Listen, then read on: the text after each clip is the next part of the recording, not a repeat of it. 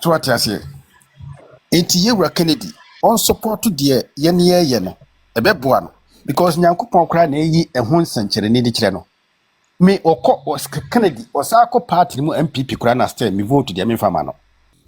Ebushanfo aha Ghana Asem TVGH mesra like, comment, subscribe, turn on notification so that anytime videos of this nature are uploaded, be notified. Ebushanfo conversation be across one New Patriotic Party ever since 31st January election election on the Yamia Dom Dr. Mahmoud Bawumia winning convincingly. Now after so we winning the next step for party unity. By unity nso de say nipa akomemu no obia ne intimi kire ne nipa akomemu. Bible kra na kai because also we are seeing from experience people can say they are with you yet so they be working against you. And there is this conversation around honorable Kennedy Japan or Hine Japan. Say, is he staying or is he leaving? Till now, no, I say the clear picture of the next step of the political step ain't yet really clear for anyone to see. On one side, we are seeing some pseudo political party springing up. Almost see they are working in the name of Kennedy Japan. In fact, the current person are only know honor Kennedy Japan and kasa na down for George Otibonsu. Now, mbekaya per the history of Ghana, there was a time that political party moved for me. I think it's now a KLM or one of the parties that time they are not yet giving birth to me, and they called Victor Owusu. Debbie, I'm afraid Dr. Hilali man. I think NLM. I'm afraid Dr. Hilali man somebody omenim. And see, sa sido political party are springing up, no. A bit me be say SSC yankasa die honorable Ken sanim, but with time, you know, say omuti be build your hu here, they can tempt honorable Ken to come and join them. And the people in the New Patriotic Party, you know, Kofo Bebreka said they don't trust honorable Ken Japan. Right now, as it stands, they don't trust him. Because no one can actually tell the next step I'll be taking. Now, honorable Ken, so there, I mean, you experienced politician. Now, on them pass, the current climate or party no. This is how semi-course no bakuni miedubini. Now, I'm not sure say he's doing anything in his power to clear the air. I say he's enjoying the suspense. Or enjoy? I say he did.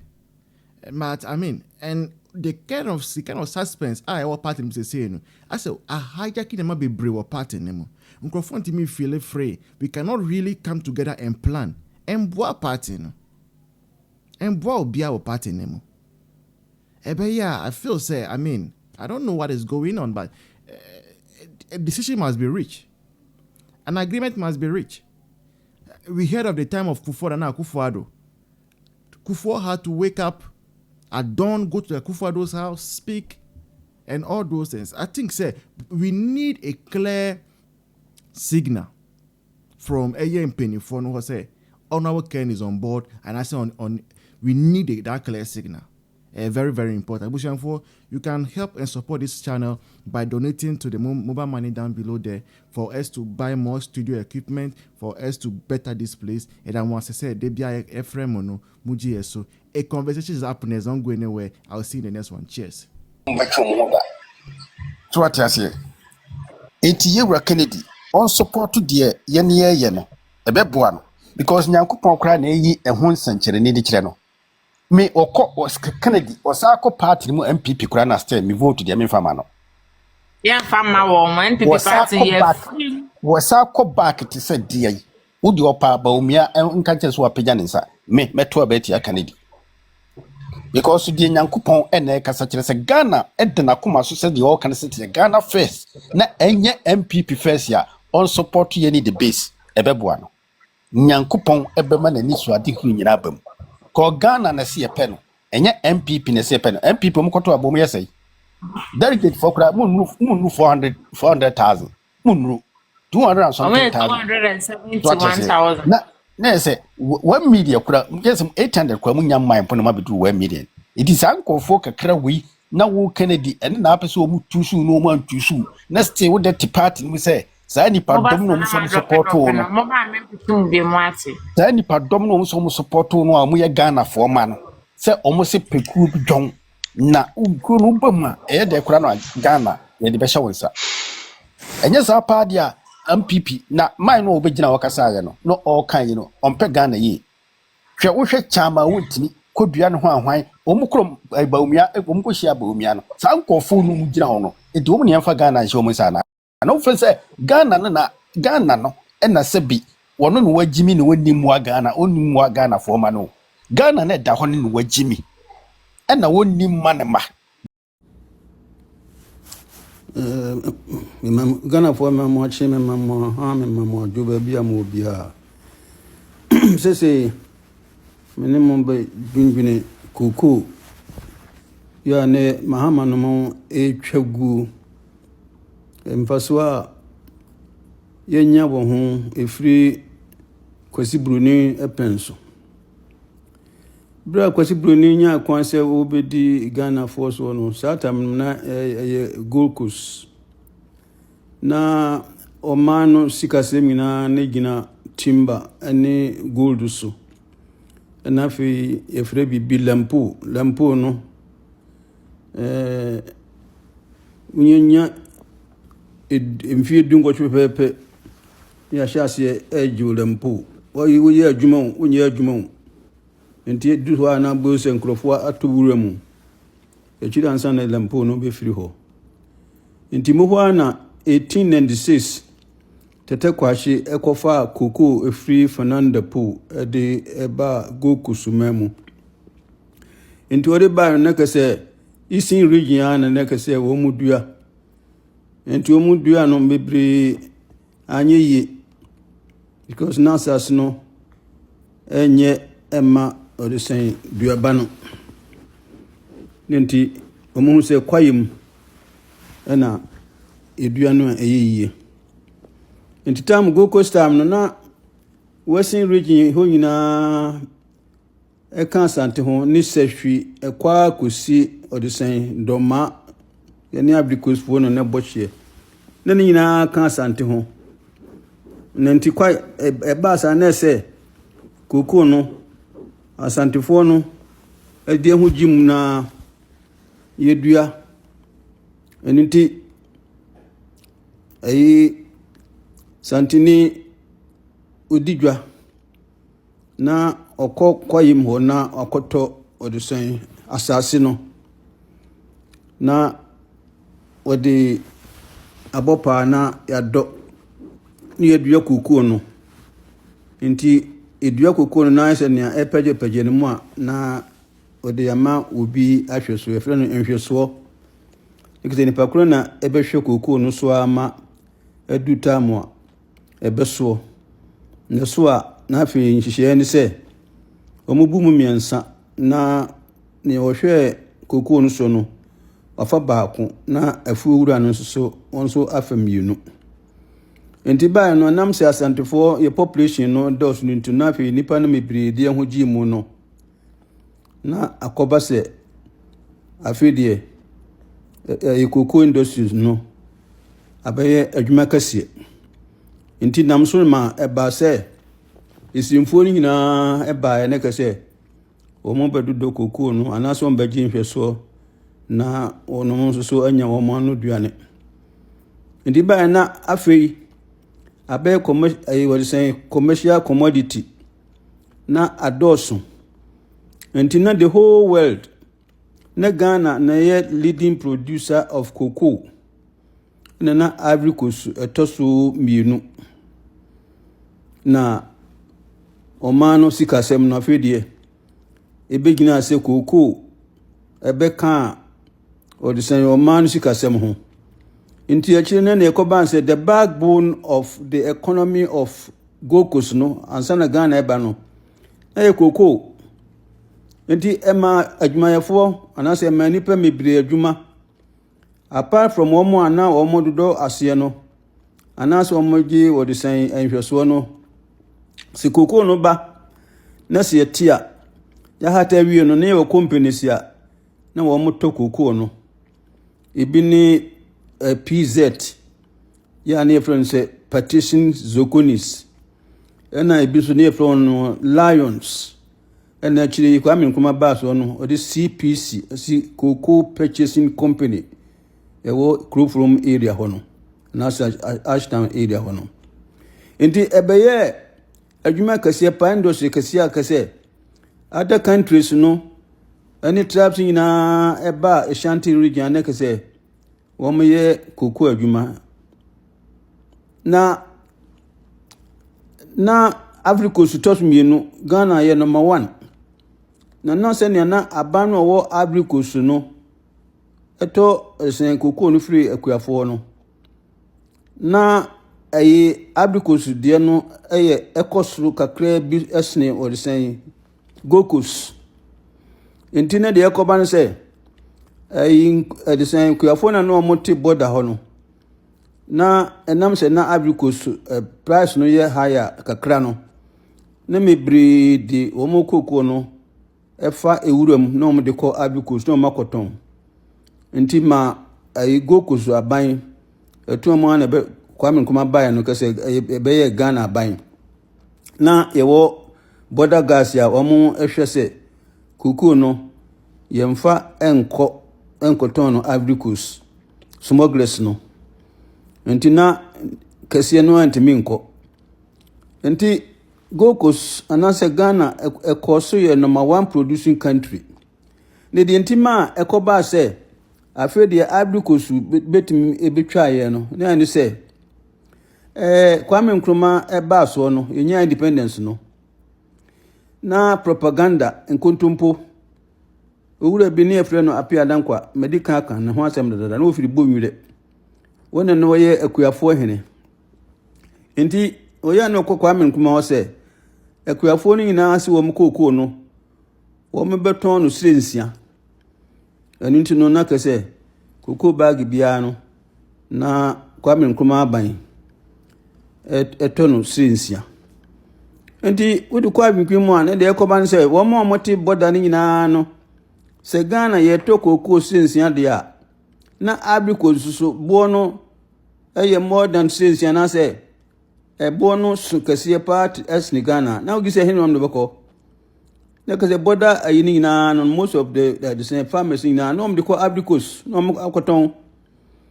nti enum ho ha na mo a ɛba sɛ Africa so besan Ghana ho because Ghana production ni nyinaa no mebre ɛkɔ Africa ɛna bɛyɛ sɛ Africa so bɛyɛ number 1 na Ghana bɛyɛ number 2 na aban a ɔba a ɔdwene ɔdesan akuafo ho ana sɛ Ghana enu nyinaa no sɛ Ghana mo bɛka no kura na yɛ MPP ana sɛ UP di Kwame Nkrumah de no sirensia no ma akuafo nyinaa twe wɔn koko ɛkɔ wɔdesan Africa skotɔne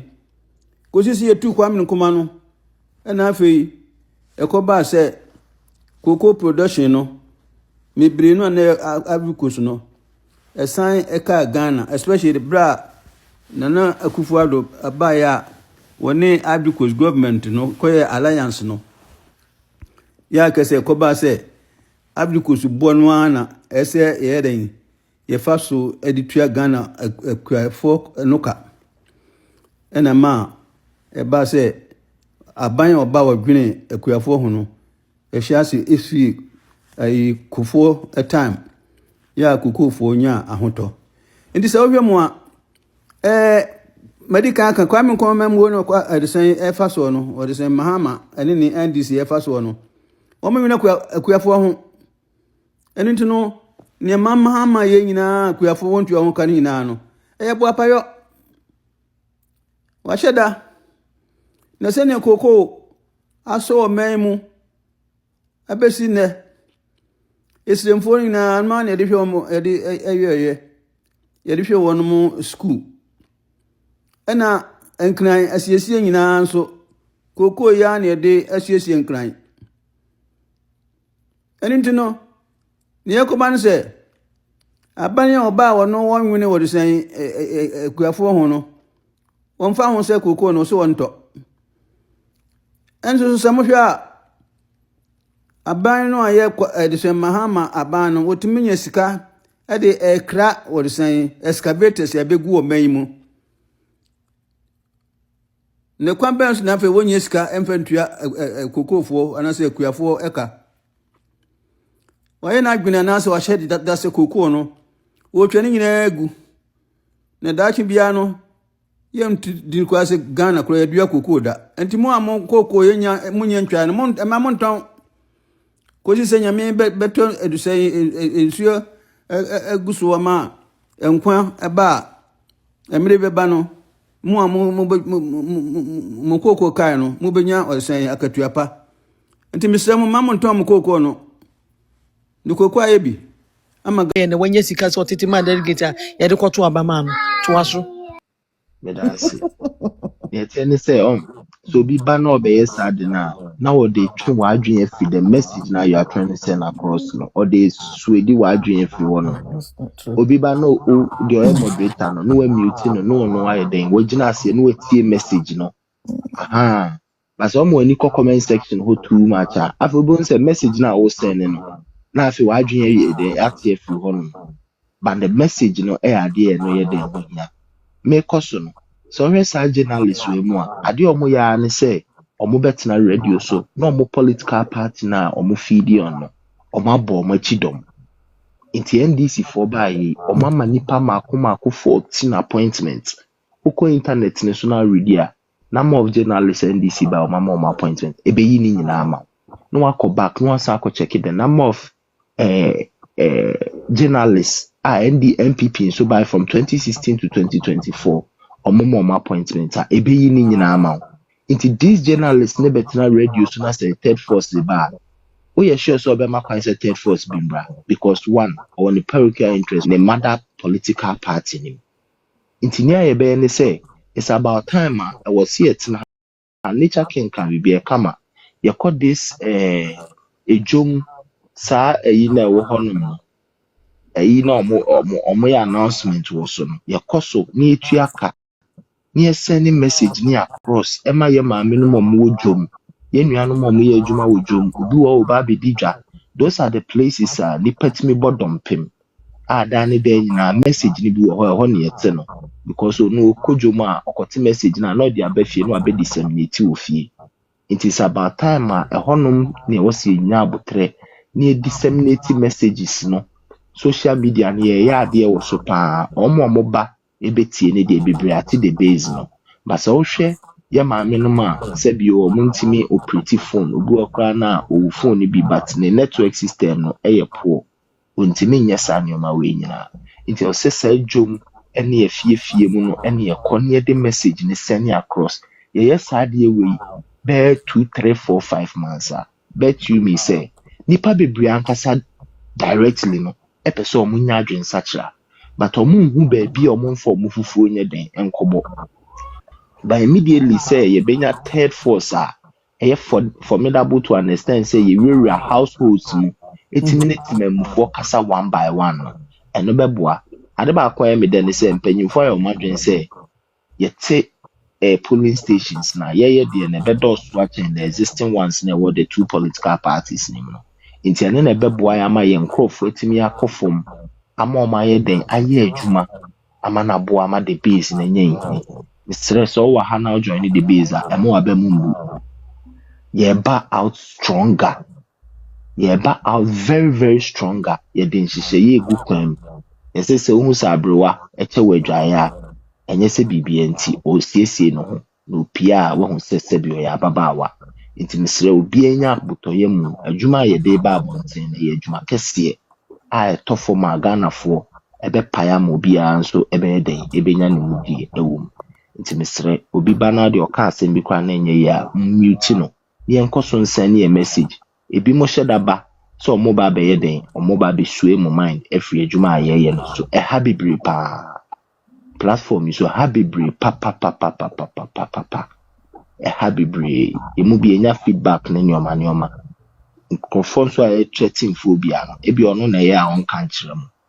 ha microphone pa but adwuma na ye de ato